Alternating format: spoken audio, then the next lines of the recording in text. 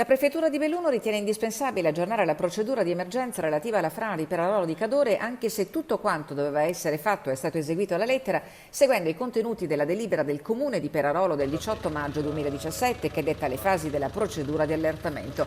Scongiurato il rischio del collasso improvviso della frana che sembrava imminente, così come le ripercussioni a valle causate dal materiale che incombe sul Boite alla confluenza del Piave. In serata il chiarimento della Regione ha riportato frana e animi nei rispettivi alvei. Allo stato attuale non ci sono rischi dal punto di vista idraulico, perché qualora il materiale scendesse anche in cospicua quantità nell'alveo del Boite, la portata del corso d'acqua è bassa e quindi non creerebbe problemi idraulici a valle del comune di Perarolo. Per quanto riguarda invece il comune di Perarolo, l'attenzione è massima. Potenziato il monitoraggio a vista del personale della protezione civile e del genio civile sul corso d'acqua. Nella fase attuale il movimento del corpo franoso è troppo rapido per poter intervenire, questo già da alcune settimane. Il progetto di intervento è complesso e prevede il consolidamento del piede di frana, drenaggi dell'acqua che si insinua all'interno del corpo frana,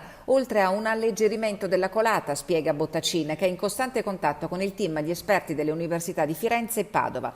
I fondi per intervenire ci sono, ma la velocità del corpo franoso rende allo stato impossibile l'avvio dei lavori. Installeremo anche un radar a supporto del sistema di monitoraggio in continuo che c'è da anni su quella frana e che consentirà un monitoraggio ancora più attento, puntuale, preciso di tutto il corpo frana, in modo da sapere in qualsiasi momento le velocità. Quindi con questo nuovo sistema di monitoraggio avremo un controllo ancora maggiore rispetto a quello che c'è adesso.